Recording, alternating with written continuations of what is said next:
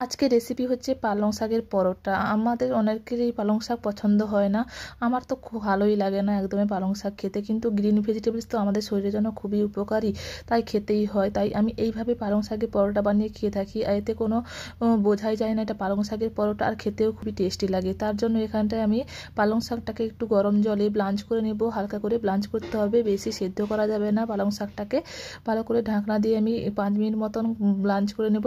দেখুন সুন্দরভাবে ব্লাঞ্চ করা হয়ে গেছে। এরপর একটা ছাঁকনির সাহায্যে এইভাবে আমি ছান্তা বা ছাঁকনির সাহায্যে আপনারা জল ঝরিয়ে নেবেন, এবং জল ঝরিয়ে নিয়ে ঠান্ডা করে নিতে হবে, কারণ জল ঝরিয়ে নিয়ে ঠান্ডা করে নিলে আমরা এটাকে পেস্ট করব, স্মুথ পেস্ট তৈরি করব, তাই এটাকে জল ঝরিয়ে ভালো করে পেস্ট করার জন্য রেডি করে নিচ্ছি। এরপর একটা মিক্সিং বলে এটা পালং শাকটা নিয়ে নেব, তাতে দিয়ে দেবো জিরে, আর দিচ্ছি অল্প পরিমাণে একটু আদা দিয়েছি, আর দুটো কাঁচা লঙ্কা। লঙ্কাটা আপনারা দেখে দেবেন, কারণ আপনারা যতটা ঝাল খান সেই পরিমাণ লঙ্কাটা দেবেন।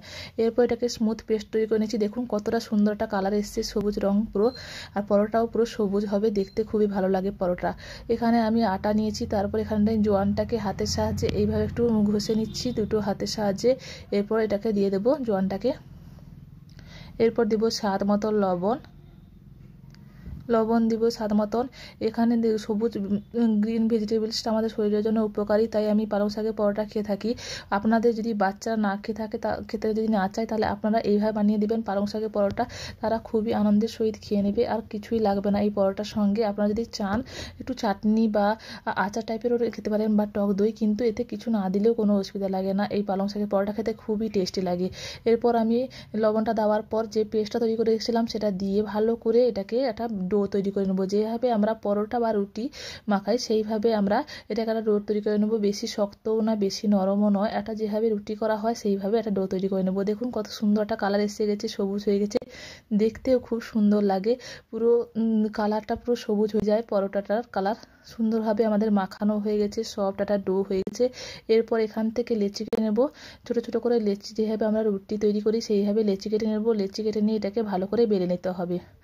বেলে নেওয়ার পর এটাকে ভালো করে গোল করে বেলে নিয়েছি। বেলে নেওয়ার পর এটাকে তাওয়াতে ভালো করে এপাশ ওপাশ করে উল্টে পাল্টে ভেজে নিতে হবে। ভেজে নিয়ে তাতে তেল দিয়ে ভেজে নিলে আমাদের পরোটাটা তৈরি হয়ে যাবে। দেখুন কত সুন্দরভাবে এক পাশে হয়ে গেছে, উল্টে নিয়ে আমি আর এক পাশটাও সেঁকে নেব। সেঁকে নেওয়ার পর উপর থেকে তেল ছড়িয়ে দিয়ে ভালো করে ভেজে নেব।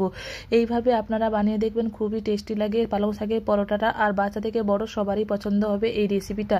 আপনাদের যদি ভালো লাগে লাইক শেয়ার করে দেবেন অবশ্যই, আর আমার চ্যানেলে যদি প্রথমবার থাকেন সাবস্ক্রাইব করে দেবেন। আপনারা কেমন ধরনের রান্নার রেসিপি দেখতে চান আমাকে কমেন্ট করে জানাবেন, আর আপনি পুরোপুরিভাবে চেষ্টা করব আপনাদের জন্য সেই ধরনের রেসিপিগুলো আনার। আর আপনারা আমার চ্যানেলে লক্ষ্য রাখবেন, আমি আপনাদের জন্য নতুন নতুন ভিডিও আনার চেষ্টা করব। Thank you for watching my video.